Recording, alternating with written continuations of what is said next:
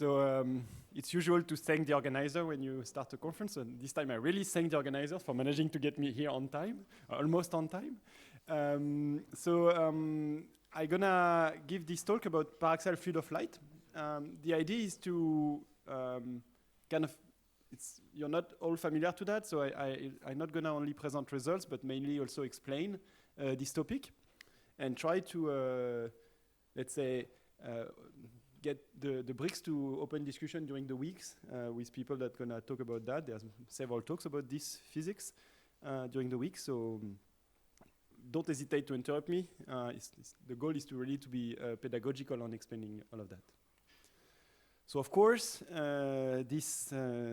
Jacopo taught me that we need to stand on the shoulder of giants. So there's like many generations of people that have been working on fluid of light before us. And actually, it dates back to mainly these works in the 90s. This work on Pomo and Rica on diffraction nonlinear diffraction, and optical vortices, and this impressive numerical simulation of the time on I don't know what type of computer there was. And this second generations, more in the 2000 in Berkeley, in the group of Raymond Chow, were asking explicitly this question that Bogoliubov dispersion for photons, is this a superfluid? So really this question were really asked at that time, but with some answer that were not fully understanding, the same understanding as now. They were using EOMs and there was no experimental results on that at the time. And of course, in the 2010, one gentleman in this room, Jacopo, and also Cristiano, have been popularizing this idea, especially with the concept of exciton polariton, but also in bulk nonlinear media. So that's the start. And I just gonna give you a brief derivation of the nonlinear Schrödinger equation in optics. Probably some of you are very familiar to that, but not necessarily all of us. And so since it's a workshop, I thought it was a good idea to just do it. So let's start from basic principle. The propagation equation that just derived directly from Maxwell equation, with P being the polarization of the media and E the electric field. So if you have those nonlinear polarization, you can expand this nonlinear polarization in power of E, and if it's a centrosymmetric medium, you kill all the even terms, and you say you get the chi1, that's the first order, and the first nonlinear order in the chi3. And in this description I wrote the electric field on this form of the E0 being the envelope, and this assumption is here very important. This is assumed to be a monochromatic field. So then you reinject that into the equation, and then you get a nonlinear propagation for E naught. And okay, there's no tricks to be learned here. It's just very simple reinjections. And what is needed after that is to redefine this E naught like E times the propagation term to get the slowly varying envelope. So this round E, cal E, is the slowly varying envelope of the system.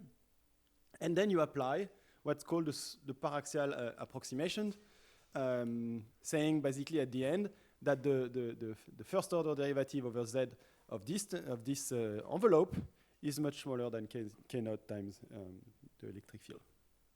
And if you do that, then you can rewrite this Laplacian term by neglecting this first derivative here.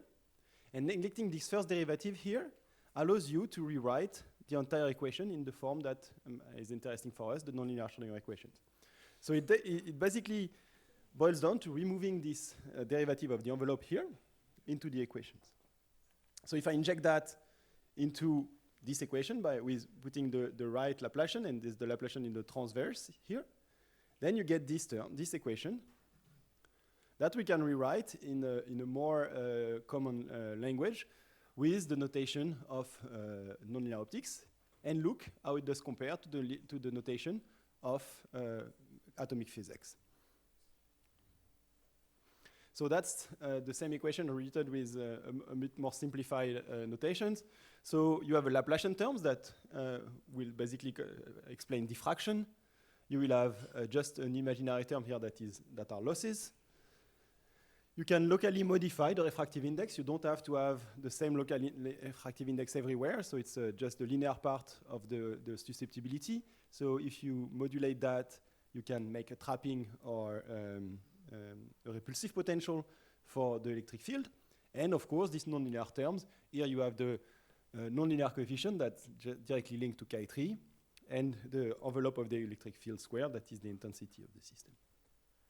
And what is interesting, of course, and what leads to this language of Paraxial field of light, is the analogy between this nonlinear Schrödinger equation in optics with the GP, the Gross-Pitevsky equations that are widely used in cold atoms physics in Bose-Einstein condensate, which describe the temporal evolution of the wave function psi in presence of a trap, of kinetic energy, and of repulsive of interactions between the atoms.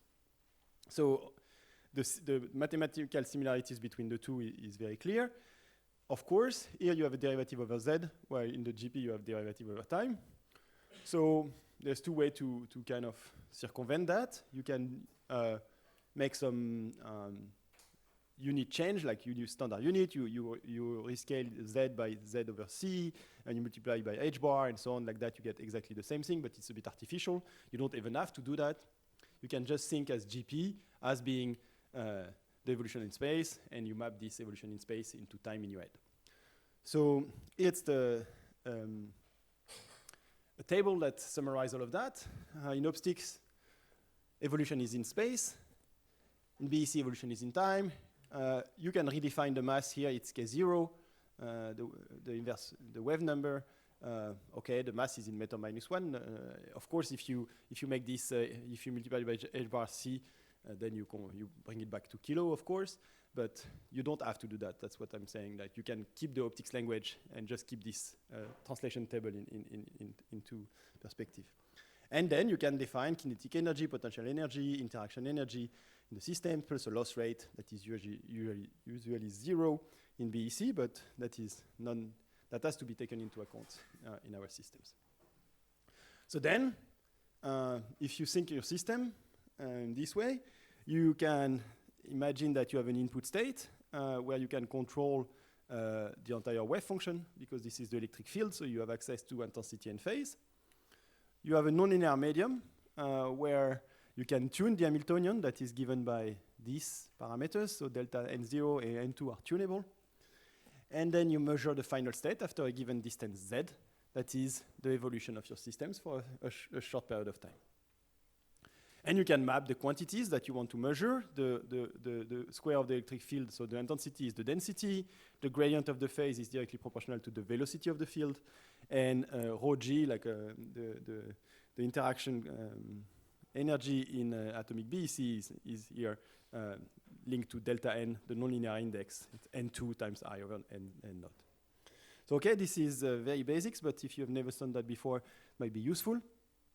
The idea is now I'm going to expand a bit around that to explain you what we can do experimentally from that and what else we need to take into account to get a more complete picture. That's a very simple picture, and that's most of the time it's not enough to describe the physics that we see. So there are various platforms to study that. The photorefractive crystals, especially in the group of Nice, of Claire, and the thermo-optic liquid. It was done principally by Daniele Faccio in Glasgow, but it has probably not been so much experiment on that in recent years. And the hot atomic vapor that has been in the group of Robin. Now Tom Bien-Aimé started an experiment on that in Strasbourg. There's a group in Zagreb from previous postdoc of Robin, and also a group in China working on that. So, and that's the system we work as well in LKB. Why we work on that systems? Because it's highly tunable and relatively simple to operate. You just take a rubidium system. In the simple form will be a 3-level systems with 2 ground states and an excited state, and you shine a laser near resonance of this transition. And if you do that, then you get a nonlinear term that is described classically by index of refraction, but on a quantum level, it can be described by this 4F mixing Hamiltonian that is exactly the same as a two-body contact interaction. And this is tunable because it depends, the interaction coefficient depends on the atomic density, n, which is tunable by the temperature in hot atomic vapor. So if you go from 50 degrees to 150 degrees, you get to 10 to the 11 to 10 to the 14, so 3 order of magnitude directly in the interaction coefficient by just changing by 100 degrees. And it's n over delta cube, and delta cube is also nice because it's an odd power of delta. So depending on the sign of this detuning, if you red detune or blue detune, then you can change the sign of the interactions. So it's a relatively straightforward knob that experimentalists can tune. Okay, so let me tell you a story about what we can measure with that. And especially if you coming from the quantum gas community, you know that, okay, one thing that you can do is you get your system on equilibrium, you perturbate a little bit these systems, and you measure the dispersion of small excitation on that.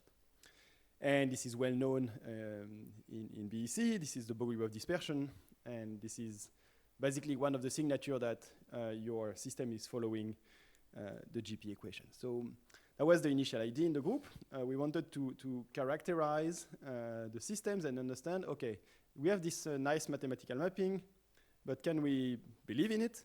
And can we really use it for doing an optics experiment? So, of course, the dispersion relation is linked to the group velocity, is the integral of the derivative of the group velocity versus the k is the dispersion.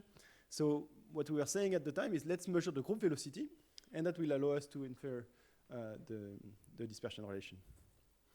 So what do you do when you want to do that in a fluid of light? So you want to create your initial state. So you want to impose at the entrance of your medium a configuration that is a white background, and on top of this white background, you perturbate that with a small perturbation, localized with, in this case, a second laser beam. So you shine a laser beam close to resonance to get this nonlinearity into this nonlinear medium, and you add a small perturbation in such a way that your input state looks something like that. So it's basically an homogeneous state, an homogeneous field with a small density perturbation on top of that, and you look how this small perturbation propagate, this small wave packet, and you can define the wavelength or the wave vector of this wave packet by just changing the angle of this probe beam, which is basically the same laser, same polarization, same wavelength, and so on, in such a way that you create a small localized density perturbation. And if you do this experiment, this propagate for a distance L, the length of the medium, and you want to measure the transverse propagation, how much is spread in X and Y, after a given distance L, which is an effective time in the systems. So then you can extract the group velocity, that is directly the distance that has been propagated from the center to the final position, divided by the time, that is the length of the system. Then you change the angle of the perturbation, and you measure again this velocity, or this distance, and you can infer the group velocity from that. So at low k, we know from the knowledge of the first class that you got on atomic BEC, that the dispersion should be linear. So if the dispersion is linear, that means that the group velocity, which is the derivative of the linear with k, so the derivative of this dispersion with k is the group velocity. So if you have a linear dispersion, that means a constant group velocity. What does that mean? That means that for small angles, so for small k, this should not change. It's kind of strange if you're an optician. You're shining a laser into the nonlinear medium, and at k equals 0, you have two spots, and you start to increase the angles, and it doesn't move. You're doing an experiment, in optics experiment, you're shining the angle of your laser into the medium, and this doesn't move. So from an optics perspective, it's very hard to apprehend. But if you get this language of fluid of light, then it's becoming super clear, because the group velocity is constant in the transverse plane, so it should not change position. And of course, then at some point you are at ik, so you get to the regime of the parabolic dispersion, and the parabolic dispersions mean a linear increase of the group velocity, so it starts to increase. So it's actually what we measure. So if you measure this group velocity, and you integrate it, and you put it on this graph, you see that you start linear, and then you have a parabolic dispersion. So you start not moving at low k, and you move afterwards. And you can even refine that, because the slope at low k is the speed of sound in the systems, because you have a dispersion that is on Cs times k. So if you extract the slope at this low k regime, and you plot that as function of the density of your fluid, it should scale at the square root of the density, and this is exactly what you see here. You change the density of the fluid by changing the intensity of the light, and you measure the slope, the speed of sound at low momenta, and that gives you this very nice square root of I low, with no adjustable parameters actually in this system. So it's very well described by this physics. Yes? How does the imaginary part of the K3 compare to the real part? Yes, so the imaginary part of the K3 scale 1 over delta 4. So it's smaller than that, smaller than the real part. So we neglect that for most of the experiment. We don't have to take into account to fit that in. The imaginary part of the real part, of the first order part, is much larger, of course. Yes? Is there a specific K at which this sort of crossover from the linear to quadratic behavior occurs? So it's given by the ratio between the interaction energy and the kinetic energy. So basically, it's a smooth crossover. When you are in the interaction-dominated regime, this is linear. When you are in the kinetic energy-dominated regime, this is. And you can define what is called the Ealing length, which is when the two regimes are equal. So you said there is no adjustable parameters, so how did you measure N2? We measure N2 with the technique that we call the ring technique. So we measure externally I can give you the details of that, but just like an optical technique nearby. Yes? Sorry, another question. So as far as I understand, you measure the group velocity, which is the derivative of the dispersion rate. Yes. Which means that you cannot have access to a possible gap, right? So do you have another to measure? Did we prepare the lecture together? Because the next slide is exactly that. No, joke apart, yes, I have another technique, and I'm going to show you that just after.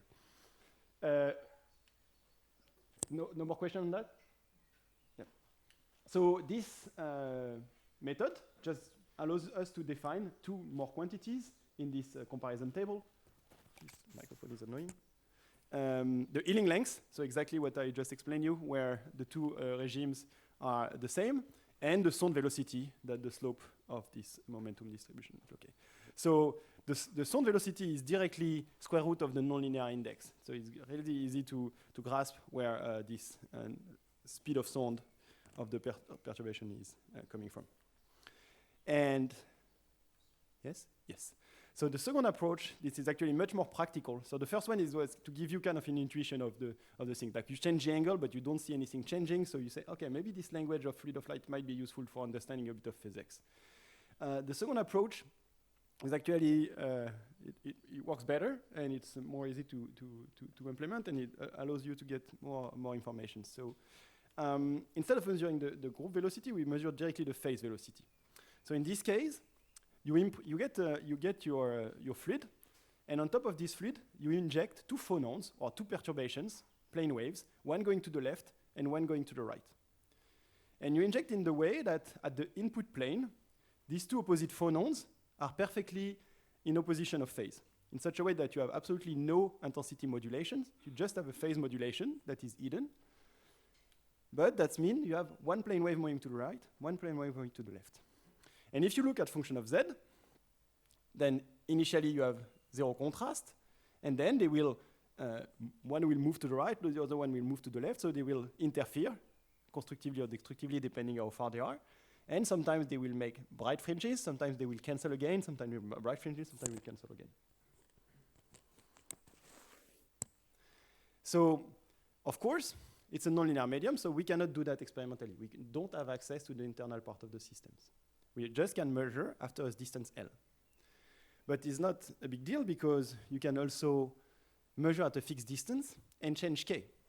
If you change K, some of the wave vector will be in phase at the end, and some of the wave vector will be out of phase at the end. So if you do that, depending on which wave vector you are, and you look only at the contrast at the end, at some point you will see a maximum contrast, which means you are in the bright fringe, positive interference between the two phonons, and at some point will be in dark fringe, you will have a destructive interference between phonons. And so by getting that, you just need, you know how long they've been propagating, and you need how fast they've been propagating, because you know when they are interfering in phase or out of phase. So you just invert this relation, and from inverting this relation, you directly have access to the dispersion without anything else than just inverting these simple relations. So does that answer the questions? Yes. So here you have just a case where we put the non-interacting one. So the black one is with no interaction, so totally linear regime. So it's a parabola, and the red one is shifted because of the interactions. Okay, so I just say that we cannot image within the nonlinear medium, but for most of the thing we want to know is interest. So we can find tricks that measuring just at the end is enough, but it will be interesting to still have access to the evolutions. So how can we do that experimentally? So we start from these equations, and we do a transform to the dimensionless form. And so this transformation uses the following things. You have to adimensionalize the z, the propagation coordinate, by a value that gives the nonlinear length that I will just define just afterwards. And to do that, you need to pay the price of really adimensionalizing the transverse dimension by the Ealing length, and adimensionalizing the wave function by the maximum wave function at the centers. And in this case, if you define your nonlinear length like that, it's basically h bar over the chemical potential, that allows you to write this equation in this dimensionless form. So trust me on the math. What is interesting to catch here is the fact that this in Z and L, in the Z tilde coordinate, I have hidden this delta n coefficient. And this delta L coefficient is N2, the nonlinear index, times I, the intensity of my laser beam. So basically, what does that mean? That means that if I change I can mimic an evolution. I need to rescale all the quantity, because psi here that I need to rescale also contain delta n, so also contain I.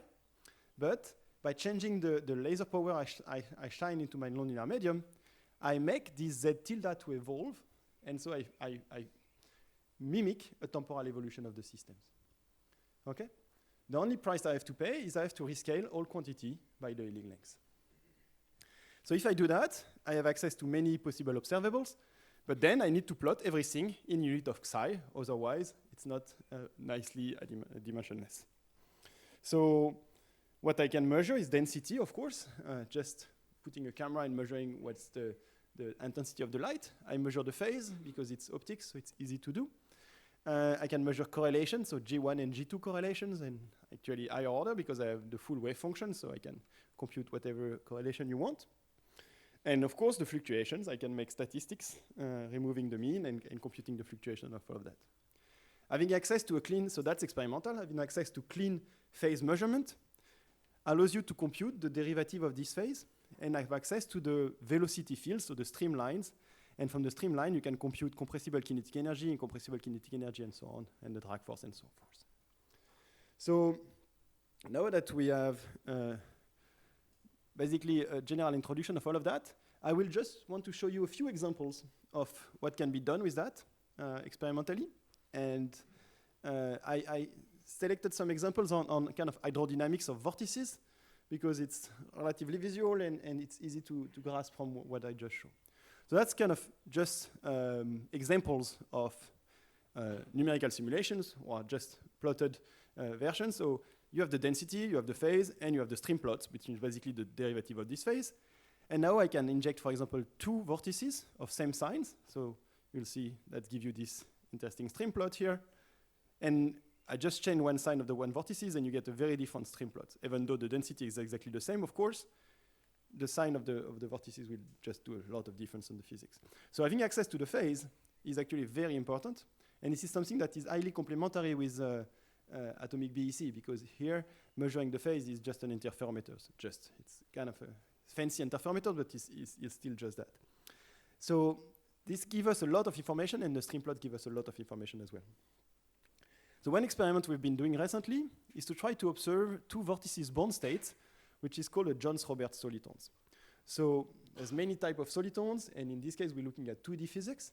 And in 2D, dark solitons are unstable. They will dissolve into snake instability and breaks into many vortices. Also, there is one type of solitons called the Jones-Roberts solitons, which is basically the bond state of two vortices that can exist in two forms, either two vortices that are nearby, or this shape here, like this is just a dark line. There's no phase singularity anymore. That is called the Jones-Roberts soliton, that is stable in 2D in absence of dissipations. So that's what we've been observing here. Here we inject at t equals 0, at t equals small t, two vortices here and here, plus and minus, that you can see in the phase. You have two vortex singularity, and then you let that evolve, and the technique we let that evolve is the one I explained before. We crank up the intensity, and we rescale. Here it's everything in x over psi, in a dimensional unit, you see that. And you see at some point they will split again into two bond vortices. So it's actually why I want to say it's complementary with BEC, because this experiment has been done in the group of chi bonds in actually 2017. That's what the data are. So of course this is very interesting. They've been able to generate that in atomic BEC. But if you want to, so there's only density images, of course. And if you want to kind of, that's supposed to be one Jones-Roberts solitons and another one here. So if you want to make some quantitative measurement on that, it's much harder. So I guess our platforms, and any optics platform actually, can open some very interesting tools to verify and analyze more quantitatively all the physics of these hydrodynamic structures. And in this case, what we have been able to do is estimate the speed of the solitons, because there are several models to estimate the speed of solitons, because we can fit very well the density and the phase in these systems. And we have been estimating the speed of the soliton depending on various models. There's some ansatz, then the Padé approximation, and so on. And all of that fits very well with what has been predicted and what we can measure here. Of course, we also have access to the compressible kinetic energy, and when the two solitons and the two vortex merge in this Jones-Roberts soliton, it emits an important sound wave here that could be very interesting to analyze, to study when you want to discuss the question of turbulence in the system, because you look the interplay between compressible kinetic energy and incompressible kinetic energy formed by the vortices. What is possible also is to do the video of these things. So you inject the two solitons and you make them evolve. And okay, it's a short video. It will become more and more impressive while the talk goes on. So you see, you inject the two, they propagate, they form, and they create a bond state again. And they follow actually a trajectory. You can compute their trajectory. And it's kind of nice because you have an analytical formula to describe their trajectory. That is kind of an optics, geometric optics formula. Like you can define an index of refraction of this medium that is non-homogeneous. It's weakly inhomogeneous because it's a Gaussian beam. And it will follow a trajectory that is basically what a ray of light will follow in a medium with a varying index. And that's what we see here. Okay, so another example, also quite a visual for vortex dynamics, is leapfrogging. So here it's a simulation from Paul Nathan on YouTube on classical leapfrogging. So leapfrogging is kind of paradigmatic things that have been actually proposed initially by Helmholtz of what happens in classical water fluid. So you have two vortices here of the same sign, two vortices here of the same sign, and they play leapfrog, saute-mouton en français. And so that's what we've been trying to do also in our systems. So you inject two vortices, two vortices of plus here and two vortices minus here, and you let them evolve a little bit. So the video is going to be much more impressive this time. So they play saute-mouton. Voilà. Okay. So, one second more. So what we've been doing here is extending the propagation of the systems, because if you make the strategy I've been telling you is you start with an initial state, you increase the intensity, and you find a final state that is the maximum you can reach with the maximum intensity you have in your laser. Although it will be nice to see what happened at later time. So one strategy you can do is you can measure intensity and phase of this one, and with the SLM, recreate intensity of this phase of these systems for a second loop. Okay? So you make them evolve, you increase intensity to make them evolve, then you measure what is the position and intensity and phase of the vortices and re-inject that and make a second loop of the systems. So in the video we just show, you see actually 4 loops. And so during the loop, it's fully done by the physical systems. Then we measure it and we re-inject it. So we kind of split the computation between the experiment and at every, let's say, given amount of time, we re-inject and make a second loop. And if you look at the trajectory, you see like the 2 vortices will do this trajectory, which is exactly what is the trajectory that we can compute with what? Sorry, I have a question. Yes, yes. Yes. So how do you deal with the quench of interaction in terms of Yes, for this, as you can see, every time the quench of interaction is present, you create some waves because you inject a new state. So if you want to just study hydrodynamics of this type, you don't really care of the quench of interaction because the physics is not driven by the sound waves created by the quench versus the vortices. I don't think this technique will allow us to study turbulence, for example. I mean, it's very limited to very specific cases of this type of interesting physics.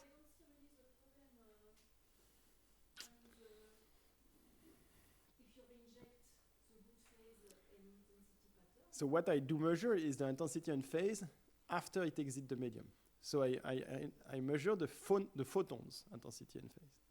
And you can image the output plane. So that's fine. yes, but because I think because you are suddenly switching the interactions, what you should inject. Yes, you don't have time. If there is no propagation in free space, it doesn't. The field doesn't have time to change. No, I do agree with that. It's a long discussion. We can definitely have indeed. I'm really happy to have this discussion in details, but if we start now, we're gonna miss lunch. So I will do it like that. Or maybe I'm gonna be stopped by the chairman. Who knows? Okay, let's look at the fancy video that I promised you. So in this case, we injected like 50 vortices, and we let that evolve, and we let them see the dynamics of all of that. Okay.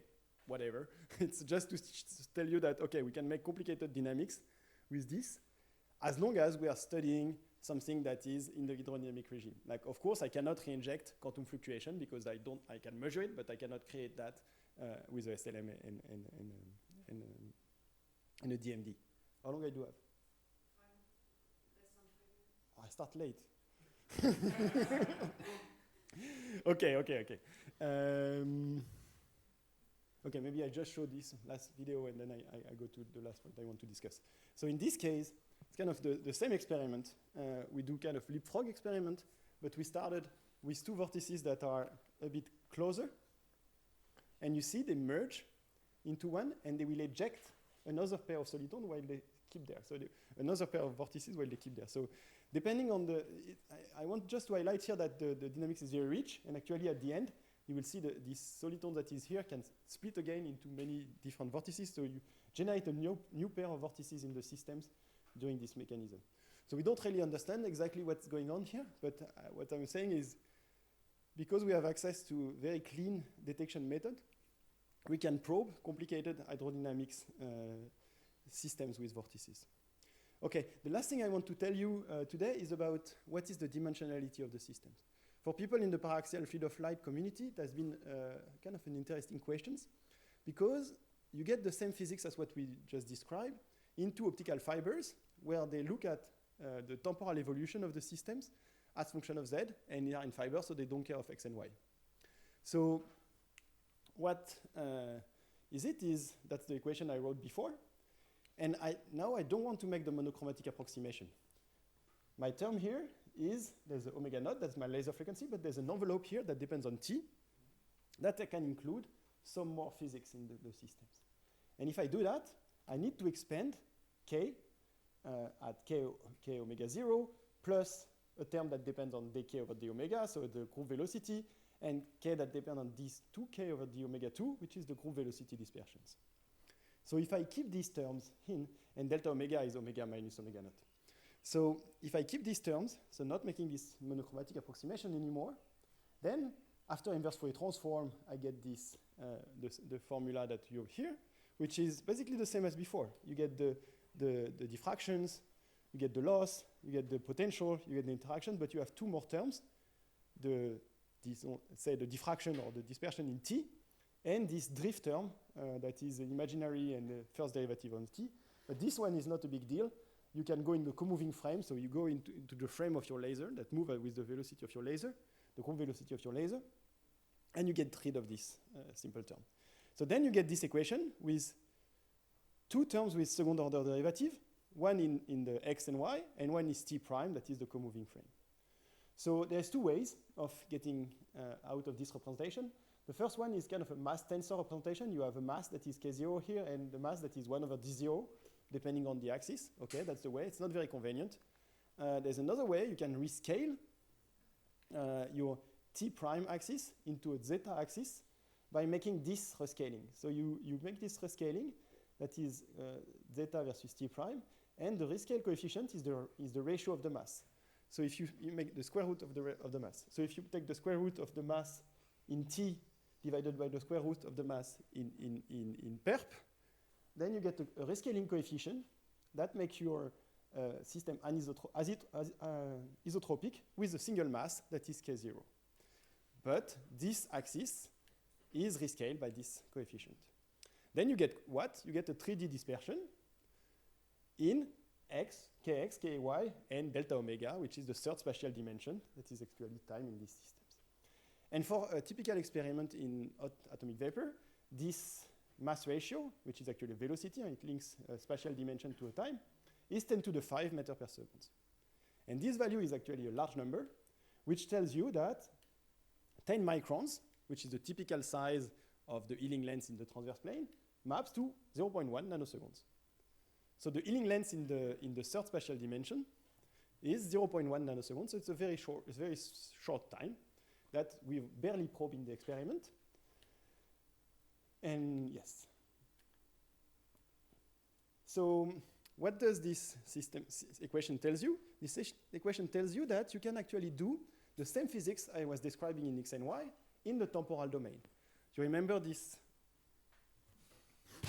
Remember this idea of getting two plane waves, two photons, one going to the left and one going to the right? You can do it in time, one going a bit faster than the light, a bit faster than the light in the medium, one going a bit slower than the co-moving frame, say. In this case, you get two photons, one is slightly blue detuned, one is slightly red detuned, and they will propagate with opposite velocity. And of course, if you start with you start with a pure phase modulation, and I don't use the SLM now, I use the EOM. One is going a bit faster, one is going a bit slower, so they will be phased.